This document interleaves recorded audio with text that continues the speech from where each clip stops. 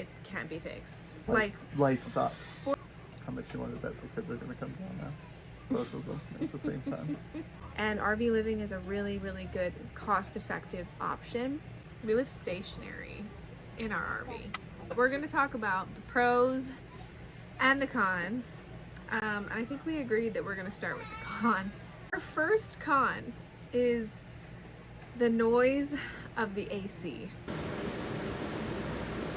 It drowns out everything. It's also hard to hear when your kids are actually like crying in the other room because the AC is so loud. I can hear them now because the AC is off. All right, con number 2. You basically need to be a handyman to live in an RV in general. And if you watched any RV videos, you probably already know that. It's a lot of work. He's been forced to be the handyman for mostly everything. Yeah, it's a lot of work, and I'm not so much... It doesn't bother me to fix things when I know they're actually fixed. The more challenging things have been issues with like the septic tanks and stuff where I don't really want to start opening things up, but you troubleshoot and that ends up not being the problem, and then you troubleshoot something else and that's not the problem. Our third con is power and the electrical breaker. Basically, to sum that up, if you're using too many items at one time, your power will go out. So when you've lived in a house your whole life and then you go to an RV, you don't realize how much electricity different things use. And there are so many times that I end up tripping the breakers because I have too much stuff on. Con number 4, thin walls and insulation. I think that kind of speaks for itself, but it's not talking just about the thin walls within the RV, but the thin walls that are on the outside of the RV. We live in an RV park, which we love, but It's thankfully very quiet, but most of the there time. are times when some of the snowbirds, the 70 plus community, they're playing shuffleboard and they get pretty rowdy sometimes. We do. If you're somebody who doesn't like hearing everything that's happening, And if you and Around your you? spouse like to argue, oh yeah, your neighbors will hear you. they're gonna hear what you're arguing Even about. if you're inside your RV. I'm pretty sure our neighbors have heard our arguments, and I'm pretty sure, well, no, not pretty sure. I know I've heard our neighbors' arguments. It's very interesting. If you're a gossip queen like me, then you're like, ooh, what did she say? So thin walls, but then also that goes together with the insulation. We live in Florida, so It gets really hot. it gets super hot in general. We have about 1 week a year It's freezing. that is really cold. Freezing, I wouldn't say freezing. It did get to I 30. almost died of hypothermia. Fifth and final con that we are gonna talk about is weather. Part of this is just where we live. Hurricanes are scary. But not only that, tropical storms are scary, and random wind gusts are scary. If you are somebody who's living where it's like freezing, you have to worry about your pipes freezing. If you're living somewhere where you have hurricanes like us, you have to figure out where you're gonna go and how are you gonna stabilize your RV and keep your RV safe. And now, for those of you who are like, wow, you just talked about all the negative things, such negative Nancy's. Now we're gonna talk about the pros of living in an RV because we actually do love it. Number 1, cost. Cost. It's a lot cheaper than rent in Florida. It's a lot cheaper than buying in Florida. We cut our overall expenses and living costs by 2/3. So we pay 33% of what we used to pay in rent and utilities and all of that stuff. Yes, so depending on what you pay for your RV, if you got out a loan for your RV, including what you're paying for wherever you're parking, so your RV park, so how much do you pay? And then it also depends on where you live. Yeah. If your goal is to ultimately buy a home or to be debt free, RV living is actually a really good idea. Definitely look at your state and see what your state how they provide for RV stationary livers, because I know that a lot of states might be a little bit different.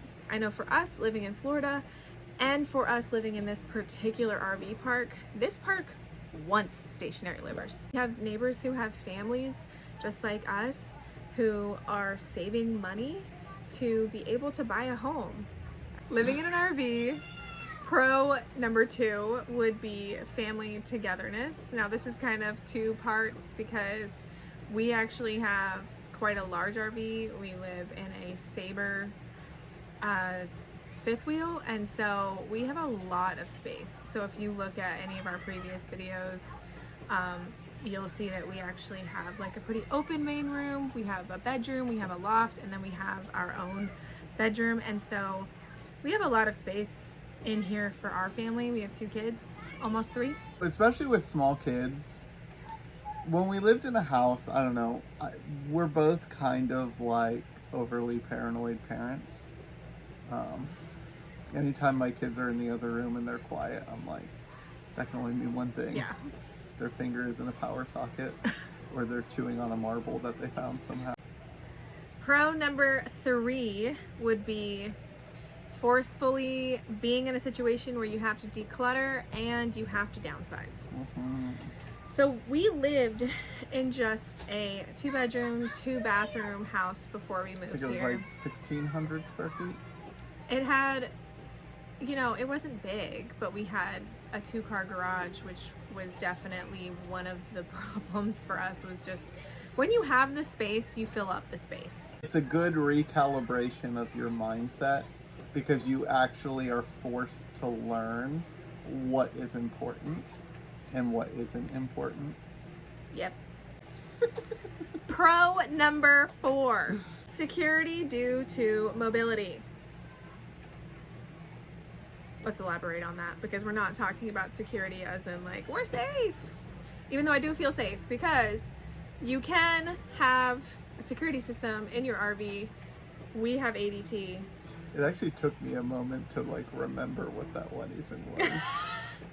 What we mean by that is if you have to move, you can. It's not like a normal house where you're like, we have to get out of the state, we have to get out of this neighborhood. Now we gotta sell our house. Right.